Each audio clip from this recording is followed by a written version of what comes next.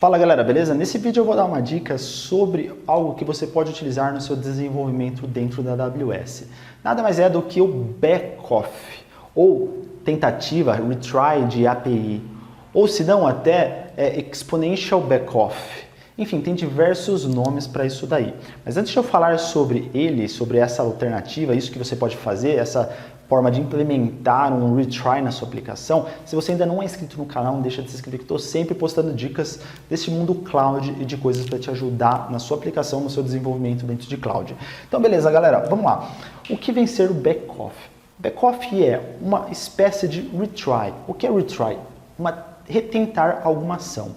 Por padrão, quando você trabalha com a AWS, você tem lá as SDKs, SDKs de Python, SDKs de Java, SDKs de Ruby, SDKs de JS Node, enfim, tem todas elas. Dentro delas, algumas já possuem o backoff configurado. O que é esse backoff? Bom, primeiro, antes de eu falar o que é, deixa eu falar do problema. O problema é o seguinte, galera, é esperado, não é comum, mas é esperado que em alguns momentos, quando você vai chamar algum serviço ou chamar alguma coisa, mesmo estando fora da AWS, você pode ter um problema. Por que você teria um problema? Tem N motivos. Pode ser desde um simples problema de rede, né? Que assim, né? Você vai conectar numa rede, ele não está disponível.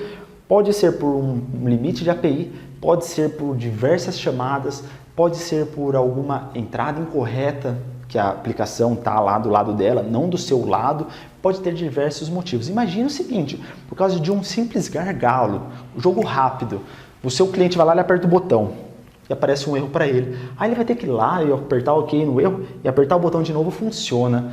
Pô, para que isso daí? Porque ele não tenta automaticamente. Deu erro porque ele não tenta de novo, e de novo, e de novo, algumas vezes até antes de expirar. Então essa é a ideia do backoff. O backoff tem, como eu falei, dentro da API tem, inclusive ele tem fora das APIs, ou seja, dentro do SDK e fora do SDK. Quando você trabalha com o Python, que eu trabalho, AWS Retry, tem uma API que se chama exatamente isso daí. É uma biblioteca, na verdade, né? Uma biblioteca AWS Retry que te ajuda na implementação. E eu faço essa implementação, principalmente no momento que código de infraestrutura, eu precisava gerar backups de servidores e às vezes o que acontece, existem limites, você não pode gerar mais do que X backups dentro de um minuto ou dentro de um segundo, eu não lembro agora qual que era o limite, mas ele acontecia no ambiente que eu estava automatizando uns backups. Aí o que aconteceu? Aí simplesmente ele não tentava mais e parava. Imagina, depois de alguns dias eu percebia, pô, não tirou backup, por quê? Porque eu não tentei um backoff simples. E como ele funciona, essa tentativa de retentar? Eu trouxe aqui um pseudocódigo porque, independente da linguagem que você desenvolva, você vai entender. Então imagina o seguinte, na sua aplicação, na hora antes dela fazer a chamada, aqui nos 3 pontinhos, é onde vai estar o seu código mesmo. Então imagina o seguinte, você começa lá, você declara uma variável retries igual a 0. Ou seja, até agora ele não tentou nenhuma vez, está zerado. Aí ele vai fazer um do e vai executar uma ação, que é um do e um while. Então, do, aqui ele faz uma espécie de sleep. Então, ele faz um wait por 2 elevado ao número de retries vezes 100 milissegundos. Então, ele vai esperar por essa quantidade de milissegundos. E note que ele é elevado. Logo, ele é 2 exponencial. Então, uma hora ele vai ser 1, outra hora 2, 4, 8... E assim por diante, galera. Então ele não vai esperar um número contínuo. Eu não vou falar, a cada 100 milissegundos tenta. Porque se você tentou agora e a aplicação está tendo um gargalo, não adianta você tentar exatamente agora de novo. Não vai resolver, vai dar o mesmo erro. Então talvez vale muito mais a pena você esperar por 200 milissegundos.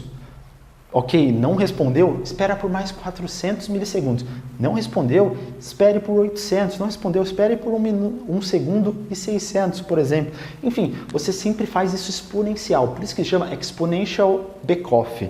Então tá bom, aqui é o que vai cuidar. Então a minha primeira tentativa, né? Ok, vai ser rapidinho. Aí aqui ele vai executar uma ação. Essa ação pode ser um backup, pode ser ler um arquivo dentro do S3, pode ser chamar uma aplicação, chamar um microserviço, pode ser várias coisas. Se ele não funcionar, o que ele vai fazer? Ele vai fazer um retry mais. Então ele de 0 ele vai para 1. E aí ele vai fazer um while, enquanto o retries não for maior do que o máximo de retries, ou seja, eu poderia definir aqui, o máximo é igual a 3. Ou seja, ele vai fazer o retry, não funcionou, não funcionou, não funcionou. Aí sim ele retorna o erro para o cliente. Então, galera, isso daí aumenta muito a confiança da sua aplicação. Tem momentos que dá um erro, não quer dizer muito. Então é melhor você privar esse erro esperando o usuário, fazer ele esperar 100 milissegundos ou até 1 segundo a mais. 1 segundo é muito rápido, 1 segundo. Imagina, você aperta um botão e leva 1 segundo a mais do que geralmente leva. Você nem vai notar. Agora, se voltar um erro, o cara vai apertar OK e tentar de novo, aí a primeira coisa que ele vai falar para um amigo, cara, que aplicativo zoado. Mesmo que toda vez eu tenho que mandar uma vez, não funciona, eu mando de novo, daí ele funciona. Que aplicativo zoado.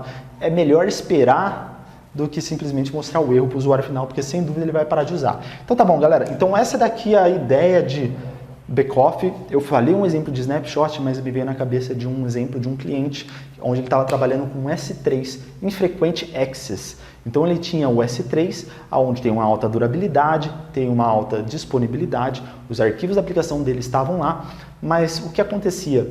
Quando o usuário apertava um botão para baixar um arquivo, às vezes não voltava esse arquivo para fazer o download. E aí ele veio falar comigo. E eu falei, cara, deixa eu ver a sua aplicação que estava em PHP. Eu falei, adiciona um retry.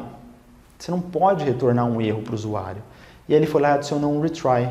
E esse retry fez com que realmente funcionasse. Então o usuário, sem perceber, esperava um pouquinho mais, coisa de nem 1 segundo a mais às vezes, ou até 1 segundo, 2 segundos que seja, mas ele conseguia baixar o arquivo, coisa que antes ele recebia um erro. E para fechar, tem uma coisa muito legal. Se você é desenvolvedor, né, e sabe que os erros 400 é mais um erro de input na aplicação. Erro 500 e alguma coisa, né? O erro 500xx, por exemplo, ele já pode ser o target, o destino zoado. Mas o 400 possivelmente é alguma entrada que você está tendo.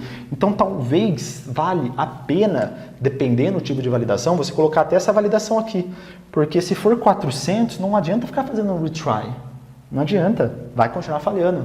Então tem que levar isso em consideração. Se você deu um dado errado, não vai ser mágica que vai fazer a aplicação funcionar. Ela nunca vai funcionar, mesmo que fique fazendo 1 milhão de retries, vai ser sempre um erro. Então, considere que você vai fazer essa validação, o seu código aqui, ele está fazendo tudo isso daí, tudo esperado, tá bom, galera? Então, isso daí que eu tinha para falar sobre a AWS Backoff. Não deixe de utilizar, ainda mais se você é um desenvolvedor e utiliza serviços da AWS ou fora da AWS. Porque, como eu falei, pode ter gargalos de switch, pode ter gargalos entre conexões de VPN, muitas possibilidades, tá bom, galera? Então, isso daí, e até o próximo vídeo.